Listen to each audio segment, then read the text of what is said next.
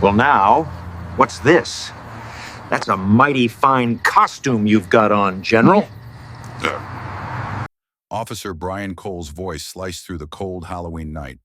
It was thick with a condescending drawl he mistook for authority, and he intentionally stressed the word general as he approached the 1999 Buick LeSabre parked at the pump. Inside the Sheetz gas station in Springfield, Virginia, the harsh neon lights shone down on an empty 9 p.m. scene. Plastic pumpkins and fake cobwebs were taped to the windows, a cheerful, childish backdrop for the confrontation that was about to unfold. Officer Cole, with nearly 18 years on the force, was sipping lukewarm coffee. He prided himself on his sixth sense.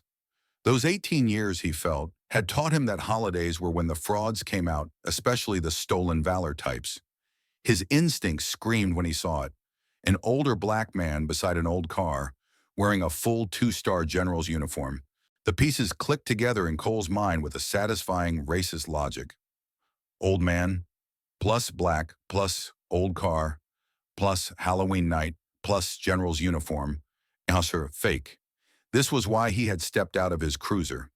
This was why he approached, not with a question, but with that mocking, commanding statement. The man turned slowly. His face was weary, but his eyes were like granite. "Good evening, officer." Cole smirked. He shined his flashlight directly at the medals on the man's chest. "Is it? I'll be the judge of that. You know, stolen valor is a serious crime, don't you? You look very stolen." But that sixth sense, that trusted inner voice Officer Cole had relied on for 18 years, was in fact just ugly ingrained prejudice.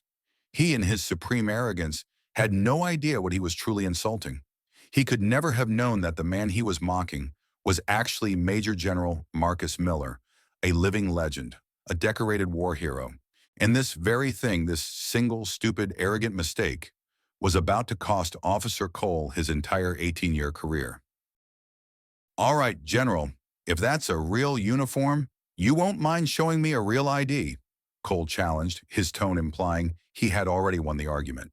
His dismissive, "sure it is," from moments before, now hardened from simple mockery into an official challenge. Inside the Sheetz, the 19-year-old cashier, Liam, was watching. He'd seen Officer Cole harass people before, usually teenagers or the homeless, but never like this. He nervously pretended to wipe down an already clean counter, keeping his head low but his eyes on the scene at Pump 3. General Miller, however, remained externally calm, accessing decades of leadership training. His movements were designed to de-escalate. "Of course, officer," he said. He moved his hand slowly toward his inner jacket pocket, deliberately telegraphing the motion. "I am reaching for my identification." This was the standard, safe procedure when dealing with police, a sad ritual he knew all too well. Yeah, just don't pull out any toy guns from that costume." Cole rolled his eyes. Miller ignored the jibe. He retrieved his wallet and produced his official, government-issued Department of Defense, DoD, ID card. It clearly stated his rank, Major General, and his name, Marcus Miller. It was a common access card, CAC, the most secure identification in the military. He held it out. Cole didn't take it. Instead, he shined his high-powered flashlight directly onto the card, then up into Miller's eyes, momentarily blinding the 62-year-old man. "This looks fake," Cole lied, though he had barely glanced at it. "Easy to print these off the internet these days." Miller, blinking away the bright spots in his vision, kept his voice steady. "Officer, that is a common access card. It is federal property. You can scan it. The chip is valid." "I don't need to scan nothing," Cole scoffed, his gaze drifting from the ID he refused to read to the ribbons on Miller's chest. "Look at all this fruit salad you got here." His finger, the one that wasn't holding the flashlight, came up and tapped the top ribbon, just over Miller's heart. "What's this one for?" "Winning a hot dog eating contest." Miller's voice dropped a full octave, a cold fury entering it for the first time. "I earned that for service in combat, son. Now I suggest you take your hand off my uniform." The word son lit a fuse in Officer Cole. "You don't get to call me son, you fraud," he hissed, his face turning a dull red under the fluorescent lights. The physical boundary he had crossed by tapping the ribbon now escalated. This man wasn't just a fake, he was an arrogant one. "You're disrespecting every real soldier who fought for this country," Cole said, his voice rising, projecting. He was building his own false narrative, justifying what he was about to do. A minivan with a family, kids visible in Halloween costumes in the back, pulled into the adjacent pump, saw the confrontation, and the driver's eyes went wide. He quickly put the van in reverse and sped back out onto the street. The scene was becoming a public spectacle.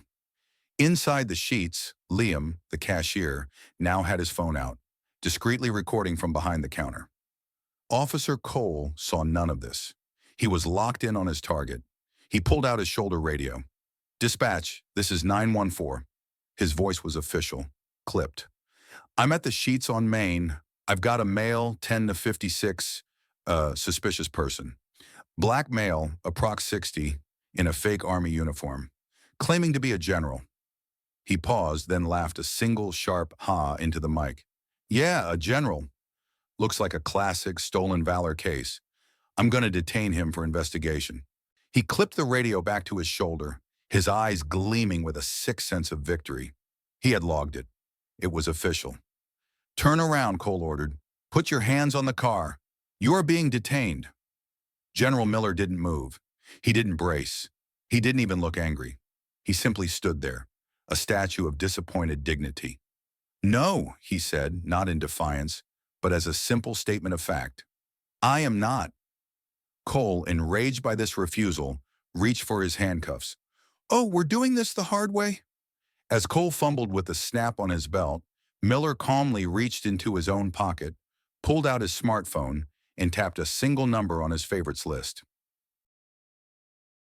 While Officer Cole was busy announcing his prejudice over the county airwaves, General Miller made a call of his own not to 911, but to a number he knew by heart.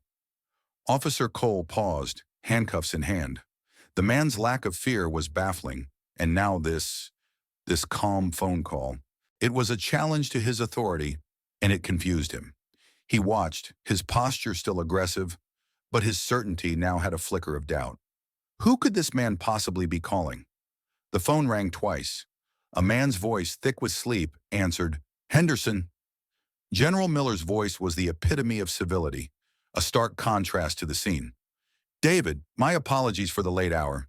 It's Marcus Miller." On the other end of the line, Police Chief David Henderson sat bolt upright in his bed, the sleep evaporating from his mind instantly. He was looking at his alarm clock, 9:12 p.m. "Marcus, General, what's wrong? Are you okay? Are you at the gala?" "I'm afraid I haven't made it to the gala, David," Miller said, his eyes locked onto Cole, who was now beginning to pace impatiently. "I'm at the Sheetz on Main Street, in your town.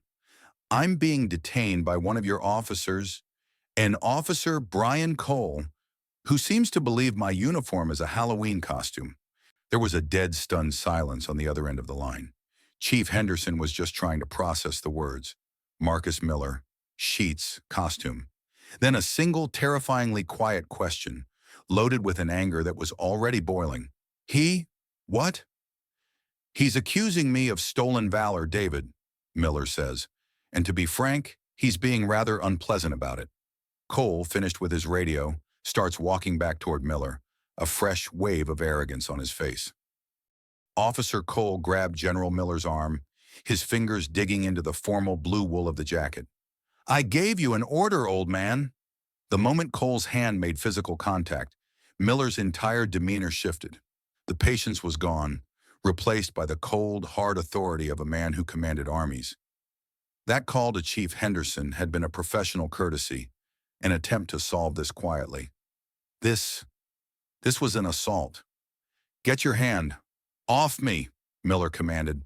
His voice was low, but it vibrated with an authority that Cole had never heard. But Cole was too far gone.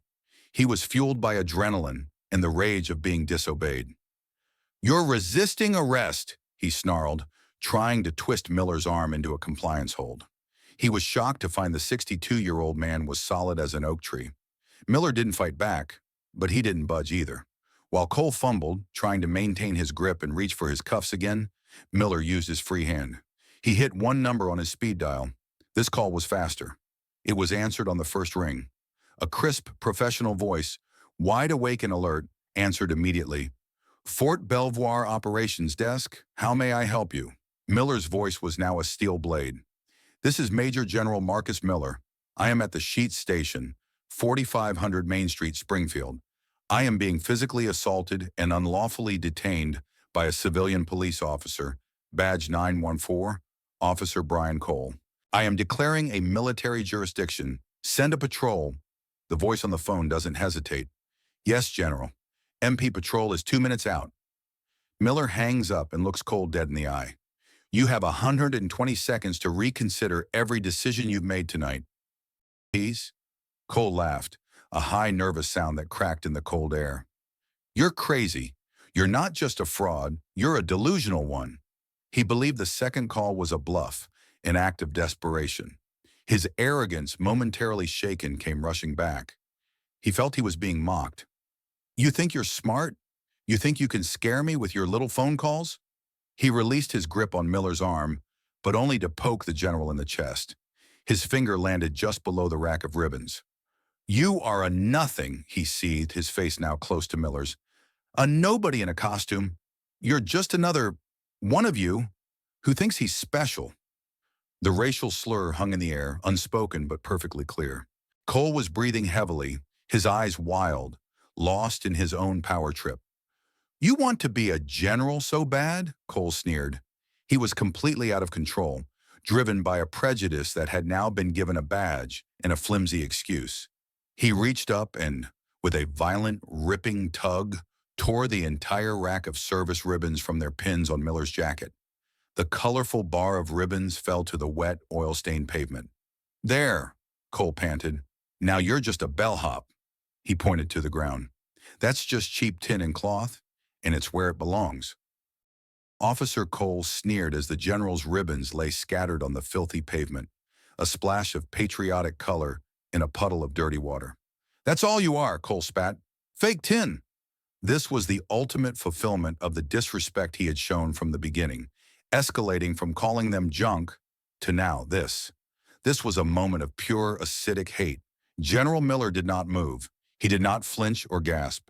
He simply looked down at his service ribbons awards that represented decades of his life, friends he had lost, and his own blood spilled on foreign soil lying in the dirt by a gas pump. Cole saw the man's stillness and misinterpreted it completely. He saw it as the defeat of a fraud who had been caught.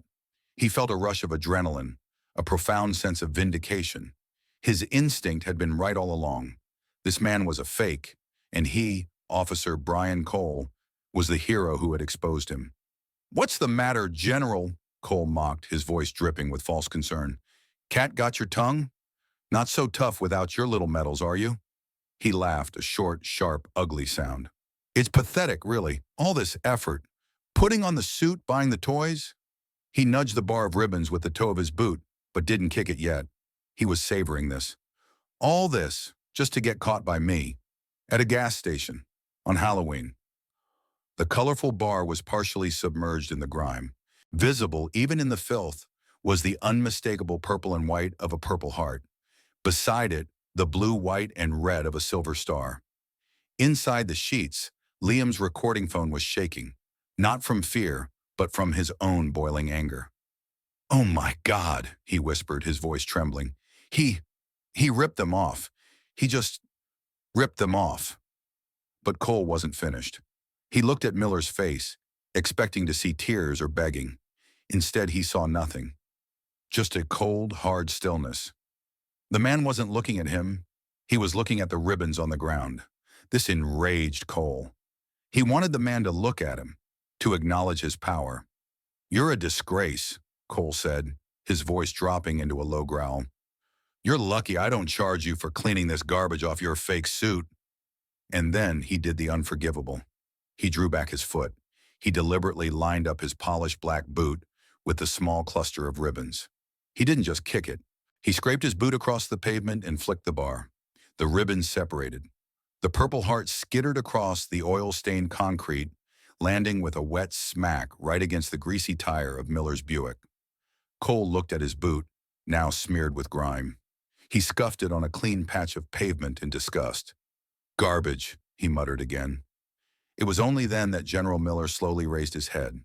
The patience was gone. The disappointment was gone. All that remained was a coldness that seemed to suck the heat from the air. He didn't look at Cole. He looked past him, up the dark street, as if listening for something only he could hear.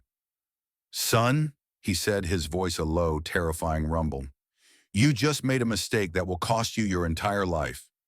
"I'm the one with the badge, old man," Cole retorts. "What are you going to do about it?" And from the darkness up the street, a sound answers him.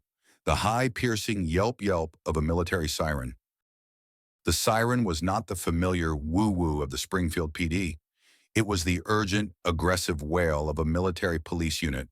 The 2-minute warning General Miller had given was up, exactly on time. The sound was alien, and it hit Officer Cole like a physical blow. He froze, his foot still half raised from kicking the ribbons. He turned his head, his eyes wide, searching the darkness. A dark green, government-plated SUV, lights flashing red and blue in a rapid, unfamiliar pattern, screamed into the Sheetz lot. It wasn't a cruiser, it was a military vehicle. The driver executed a perfect, professional turn, sliding the heavy vehicle sideways to block the only exit of the gas station, cutting off any chance of escape. Before the SUV had even stopped rocking, 2 doors burst open. 2 figures emerged. They were not the relaxed, small-town cops Cole was used to. They were soldiers dressed in dark tactical gear, MP, military police, clearly stenciled in white across their vests. They moved with a terrifying, efficient speed, one scanning the perimeter, while the other, the senior NCO, advanced. They ignored Officer Cole completely, as if he were a piece of furniture. Their eyes locked onto General Miller. They took in the entire horrifying scene in a single practiced glance. The general in his formal ASU, the torn pinholes on his chest where his awards should be, and the ribbons, the silver star, the purple heart lying scattered in the filth on the ground. In perfect, shocking unison, they both snapped to the sharpest, loudest salute Cole had ever seen in his life. Their hands cracked against their brows. "General Miller, sir," the senior MP barked, his voice cutting through the night. "Are you unharmed?" This was the moment. This was the turns pale moment. All the blood drained from Officer Cole's face. The arrogance, the confidence, the 18 years of instinct, it all evaporated, leaving behind a cold, hollow terror. He looked at the saluting MPs, looked at the man he had abused, looked at the ribbons in the dirt, and his mind finally, painfully, put the pieces together. He stumbled back a step, his mouth opening and closing silently. He's real?" Cole whispered, the words stolen by the wind. The senior MP's gaze, like ice, slowly shifted from General Miller to Officer Cole.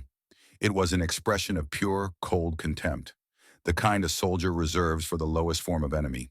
"You," the MP said, his voice a low growl, "put your hands on your head, now." Just as the MP was unclipping his own handcuffs, a second siren, this one, the familiar woo-woo of the Springfield PD, joined the chaos. This was Chief Henderson, arriving from General Miller's first phone call. He was too late to stop the crime, but just in time to witness the humiliating fallout. A Springfield PD cruiser skidded to a stop at a sharp angle, nearly hitting the gas pump. Chief David Henderson burst out of the driver's side. He wasn't in uniform. He was in pajama pants, slippers, and a Springfield PD police jacket thrown hastily over a t-shirt. His face was a mask of panic and fury. He saw it all in one horrifying glance. The military police vehicle, his officer being detained by a soldier, and his friend, General Marcus Miller, standing there with a torn uniform, his awards scattered on the ground. "Oh, God," Henderson whispered, his breath fogging in the cold. "No, no, no!"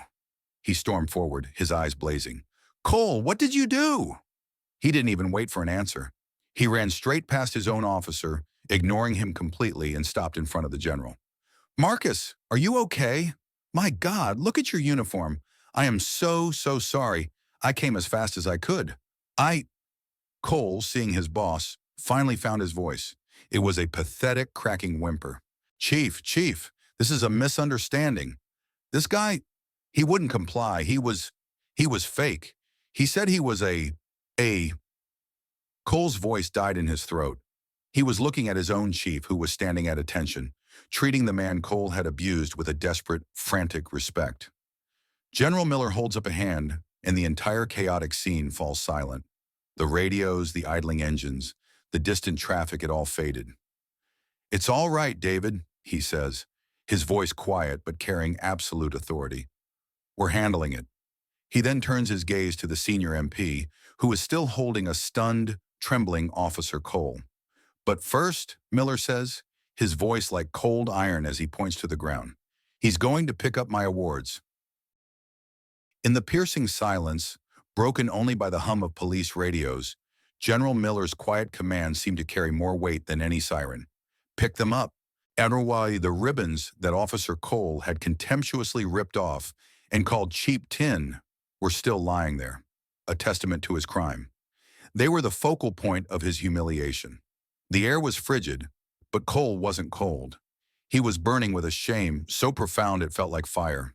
The gas station forecourt was bathed in the flashing red, blue, and white lights, and all traffic on the main road had slowed to a crawl. Drivers stared, their faces pressed against the glass, witnessing the presence of local police in a military police vehicle, a sight unheard of in Springfield. The senior MP sergeant, his face impassive, still had his hand on Cole's shoulder. He didn't need to shove. The authority in General Miller's voice was absolute, and the MP merely steered Cole forward. "You," the MP sergeant said, his voice a low growl, "heard the general. Move." Numbly, like a man walking in a dream, Cole stumbled forward.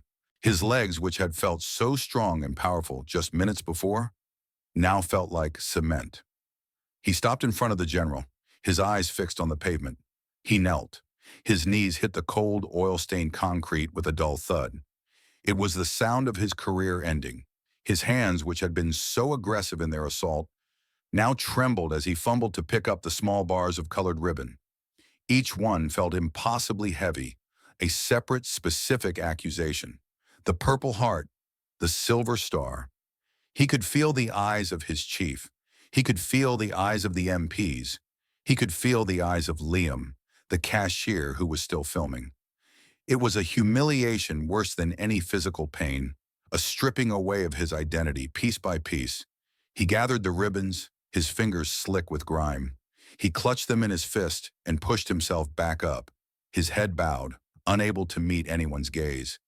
He held them out, a pathetic, trembling offering. General Miller didn't take the ribbons. He simply looked at the trembling hand and then at Cole's face.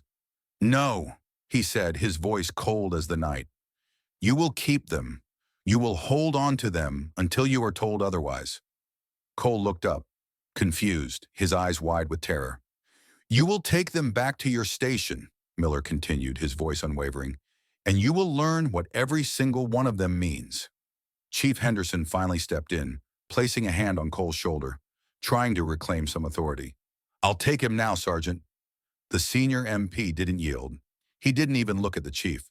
"With all due respect, Chief, this officer assaulted a general on active duty. That makes this a federal matter. He's in our custody." For a moment, two different worlds of law enforcement faced each other over the broken figure of Officer Cole, the local police and the United States military. Chief Henderson, still in his pajamas and jacket, was trying desperately to salvage his department's reputation. His frantic drive here, breaking every speed limit, was a testament to how seriously he was taking this, both personally for his friend Marcus and professionally for his precinct. "He's my officer in my town," Chief Henderson said, his voice low and tight, trying to regain some semblance of control. "The Springfield PD will handle his discipline." The MP sergeant, a man in his late 20s with a face that looked like it was carved from granite, didn't blink. "Sir, with all due respect, our protocol is clear. Assault on a general officer, even by a civilian LEO, requires a federal report in our custody until CID is notified."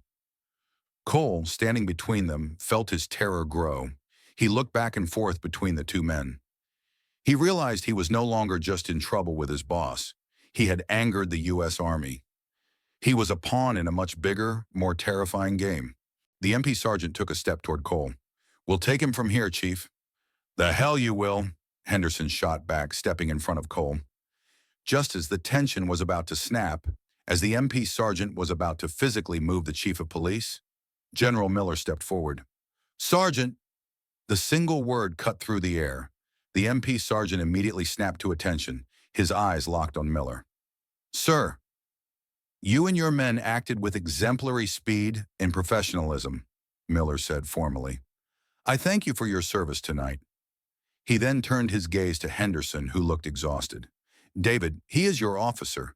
This happened in your jurisdiction." The MP sergeant looked confused. "But sir, protocol." Miller looked at the MPs. "The situation is under control. I am not pressing federal charges." The MPs looked visibly relieved to be out of a bureaucratic nightmare. Miller then looked back at the stunned Chief Henderson. "However, his discipline is not solely your concern. It is now our concern." With the military police dismissed, Chief Henderson turned to his officer, his voice barely a whisper, but colder than the October night. "Brian, do you have any idea who you just assaulted?" The MP's SUV was gone, its siren fading into the distance. The only sounds left were the idling engine of the cruiser and the hum of the Sheetz coolers. Henderson's face, illuminated by the flashing blue lights, was a mask of pure, undiluted shame. Cole could only shake his head, mute. He was trembling so hard his teeth were chattering, though it wasn't from the cold. "That," Henderson said, his voice shaking with a mix of awe and anger, "is Major General Marcus Miller." He said the name as if it were a historical monument. He was the keynote speaker at the National Veterans Conference last year. The man has a silver star, a bronze star with Valor, 3 Purple Hearts. Henderson was almost shouting now, his shame turning to rage at his own officer, who stood there looking pathetic. "He led men in battle while you were still in high school, playing football. You didn't just insult a soldier, you insulted a living legend, a national hero." Henderson took a step closer, his finger jabbing at Cole's chest. "And you did it," his voice dropped, "because he's black, and because you thought you could. You thought it was Halloween, and you could get away with it." Cole finally broke. A dry, pathetic sob escaped his throat. I thought it was Halloween," he stammered, the excuse sounding hollow and pathetic even to his own ears. "I thought it was a costume. I didn't know." "He's wearing the uniform of his country," Henderson roared, his voice cracking. "It's always real. It doesn't matter what day it is." General Miller holds up a hand. "David, that's enough." The chief fell silent, breathing heavily, but his eyes never left Cole. General Miller turned his gaze to Cole, his expression not angry but deeply, deeply sad. "The date on the calendar doesn't excuse the prejudice in your heart, officer," he said. "Now let's discuss what's going to happen to you." Officer Cole braced himself for the end: a dishonorable discharge, criminal charges, the loss of his pension. He never in a million years expected the general's next words. He stood there trembling, the torn ribbons still clutched in his fist, waiting for the final blow. Chief Henderson looked at General Miller, his expression asking the question, "What now?" "Firing him would be easy, David," Miller said, his voice quiet. He was speaking to the chief but looking directly at Cole. "It would make headlines, it would satisfy the press, but I doubt he would learn anything from it." He let the words hang in the cold air. "He would just become bitter," Miller continued, his analysis cold and precise. "His prejudice confirmed in his own mind. He'd get a job as a security guard somewhere, angrier than he is now, still hating people he doesn't understand." Miller took a step closer to Cole. "I don't want to destroy your life, officer. I want you to understand the lives of the people you judge so quickly." Cole looked up, his eyes wide with a confusion that cut through his terror. What was happening? "I will not press federal charges," Miller said. "I will, in fact, recommend to the chief that you are not terminated on one condition."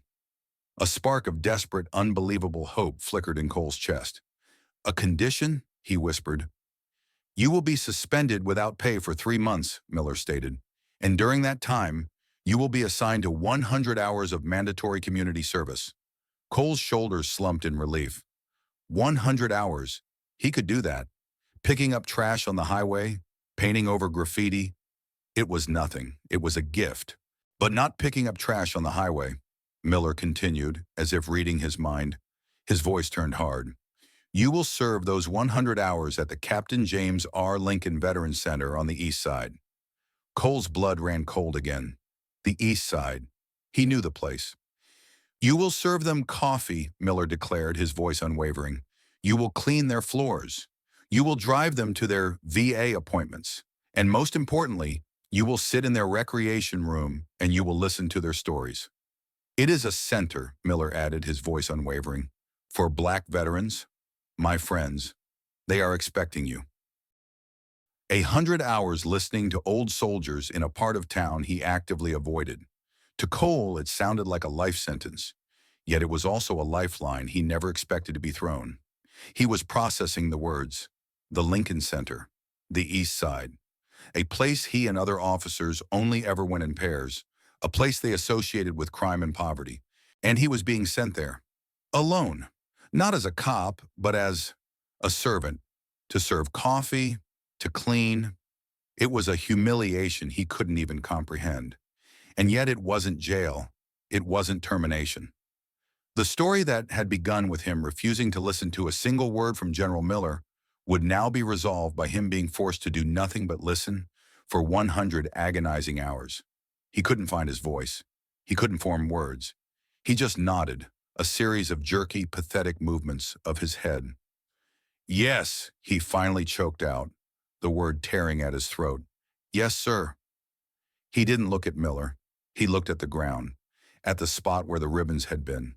He finally looked up at the general, and for the first time, he didn't see a black man or a costume. He saw the immense, terrifying authority he had so foolishly challenged.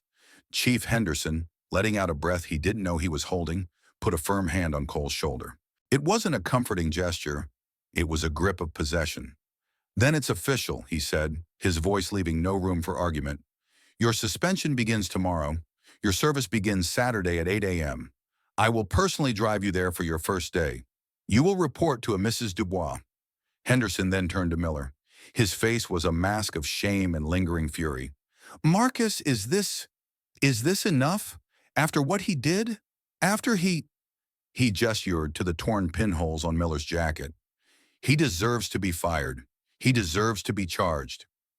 General Miller looked at the ribbons still clutched in Cole's white-knuckled fist. It will be enough, Miller said, if he learns that the uniform has no color. The sacrifice has no color. He gave a sharp, formal nod. Now, if you'll excuse me, I am very late for my event. As Miller turned to walk to his Buick, Cole called out, his voice hoarse. Sir! Miller paused but didn't turn around. What? What do I do with these? Cole asked, holding up the torn, dirty ribbons. You keep them, Miller said over his shoulder. You keep them until you feel you've earned the right to give them back. Before getting in his car, General Miller walked past the police cruiser, past his own Buick, and toward the bright lights of the Sheetz store. Liam, the 19-year-old cashier, was standing just inside the automatic door, his phone still clutched in his hand. He had stopped recording, but he hadn't put it away. He watched the entire drama unfold, from the first insulting word to the arrival of the MPs, to the utter breakdown of the arrogant officer. He looked terrified as the general, this towering, important man, approached him. General Miller stopped just outside the door and held up a hand, signaling he wasn't a threat. It's all right, son. You're not in trouble. He looked at the phone in Liam's hand. Did you record that? Liam nodded nervously, his voice barely a whisper. Yes, sir, most of it. From when he ripped your... Good, Miller said, cutting him off gently. Hold on to it. Give a copy to the chief. Miller looked at the young man whose face was pale. It takes courage not to look away. You stood your post. I appreciate that.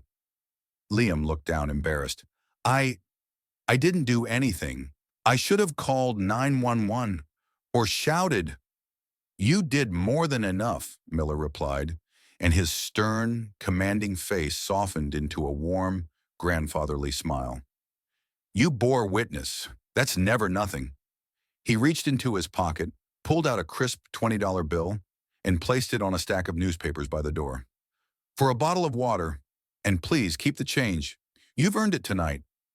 Miller turned to leave, then paused as if one final important thought had occurred to him. He looked back at Liam. "Always stand up for what's right, young man, even when you're afraid." As General Miller's Buick sedan finally pulls out of the Sheetz and heads toward the distant lights of Washington, D.C., Chief Henderson leads a broken, silent Officer Cole to his cruiser, the first step on a long, uncertain road to redemption. 3 days later, Brian Cole, stripped of his uniform, badge, and gun, stood before the entrance to the Captain James R. Lincoln Veterans Center. It was a simple, clean brick building in a part of town he had only ever driven through with his windows up and his doors locked. He was wearing khaki pants and a plain blue polo shirt. He felt naked, exposed. Chief Henderson had kept his promise and personally driven him there in an unmarked car. The silence in the car had been deafening, filled only by the chief's final, grim instruction. "Don't you dare disrespect these men. Just do the work and keep your mouth shut." It was a cold Saturday morning, 8 a.m. sharp. Cole pulled the door open, and the smell of strong coffee, old wood floors, and floor wax hit him. The inside was modest but immaculate. The walls were lined with photographs, a proud history of black soldiers from World War II, from Korea. The lively chatter in the main room, a mix of old men playing cards and reading newspapers, instantly died. Every single eye, perhaps 20 in total, turned to the two white men who had just entered. One of them they all recognized as a local cop, and not one of the friendly ones. Chief Henderson, his face respectful, walked to the front desk where a formidable-looking woman in her 70s sat, paperwork spread out before her. "Mrs. Dubois, I'm Chief Henderson. This is Brian Cole. He's the volunteer." Mrs. Dubois, small but with piercing, intelligent eyes, looked Cole up and down. She didn't offer a hand. She didn't smile. "I know who he is, Chief," she said simply, her voice clear and strong. "The general called ahead. Said you were here to learn." She turned her sharp gaze to Cole. "We have two rules here, Mr. Cole. You don't make a mess, and you don't show disrespect. You've already broken one of those out in the world. You will not do it in here." She pulled an apron from under the desk. It was a faded industrial green. "The coffee pot is empty, the filter needs changing, and the floor in the day room needs mopping. Get to it." Cole just stood there paralyzed, holding the apron. "But the mops are in the janitor's closet down the hall," she said, not even looking up from her paperwork. "Dismissed." As Cole awkwardly fumbled with the mop and bucket, one of the old veterans at a card table called out, his voice gravelly, "Hey, new guy, put your back into it. We fought wars, you can handle a little dirt." A few of the others laughed, a low rumbling sound. They weren't angry, they were amused. He was a show. For the first time in his adult life, Brian Cole felt completely powerless. He just nodded, his face burning with a shame he was only just beginning to understand, and kept mopping. 2 weeks turned into months. Cole served coffee, cleaned bathrooms, and drove veterans to their doctor's appointments. He rarely spoke. He had learned his first lesson. He was there to listen. His 100 hours came and went. His 3-month suspension was almost over. But a strange thing happened. The day his 100 hours were officially logged by Mrs. Dubois, he found himself showing up the next Saturday anyway. He told himself it was because he'd promised Mr. George he'd help him organize his VA paperwork. It was now early January. The Christmas decorations in the center were still up, giving the modest room a warmth that contrasted with the bitter cold outside. Cole was no longer the new guy. He was just Brian. He knew the regulars by name. He knew who took their coffee black, Mr. Henderson, and who liked 2 sugars, Mr. Shaw. He was sitting at a table with Mr. George, an 88-year-old veteran with a quiet, dignified presence and a permanent limp. They were sorting through a mountain of medical forms.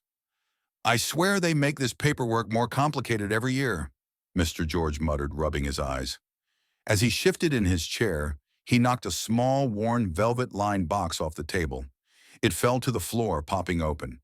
Cole bent to pick it up. Inside, resting on faded satin, was a Purple Heart medal. Not the ribbon, but the actual, beautiful, heartbreaking medal. Cole stared at it. He had never held one. "Be careful with that," Mr. George said gently. "Took a piece of shrapnel in my leg at the Chosin Reservoir to get that." Cole looked from the medal to Mr. George's face. He thought of the cheap tin he had kicked across the pavement. He finally asked a real question, the first one that wasn't about coffee or paperwork. What was it like? Korea. Mr. George looked at him for a long moment, as if seeing him for the first time. He patted the seat next to him. "Sit down, son. Let me tell you." For the next hour, George told him a story. It wasn't a story of heroism or glory. It was a story of unbearable, soul-crushing cold. It was about fear and ice and watching his friends freeze to death. He talked about the prejudice he faced, even in a foxhole. He talked about coming home with a limp and a medal, only to be denied service at a lunch counter in his own hometown, even while he was wearing the uniform of his country. As Cole listened, his hand instinctively went to his own jacket pocket. He pulled out the torn, dirty service ribbons that General Miller had made him keep. He had carried them every single day. He looked at them, truly seeing them for the first time, their colors vibrant against his palm. He showed the ribbons to Mr. George. I disrespected these," Cole confessed, his voice thick with a shame he hadn't known he was capable of. "I disrespected a good man, a general." Mr. George looked at the ribbons, then at Cole's face. He nodded slowly.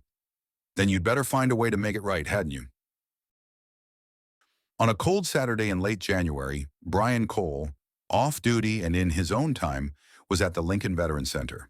He was on his knees in the main hallway, a paint tray beside him, carefully applying a strip of blue painter's tape to the floor molding. He was no longer suspended. Chief Henderson, seeing the profound change in his officer, had reinstated him for desk duty last week. But Cole had still shown up today, just as he had the last two off-duty weekends. The hallway, he'd noticed, looked drab. He'd bought the paint himself. Mr. George was sitting in a chair nearby, supervising. "You missed a spot, officer," Mr. George said, pointing with his cane. "Right there by the doorframe." "No, Cole looked over, squinting. "I'm getting to it, George. Don't rush me. This is precision work."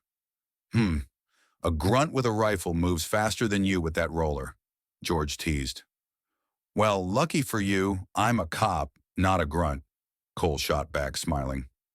Both men laughed, a sound of easy, earned friendship. Across the street, parked in the shadows of a leafless oak tree, a familiar 1999 Buick LeSabre sat, its engine off. General Marcus Miller, now in civilian clothes, a simple wool sweater and slacks, sat in the driver's seat. He watched.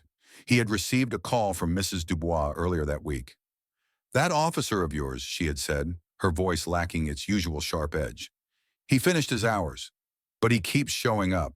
He's painting the hall, and he's listening." Miller watched for a long time.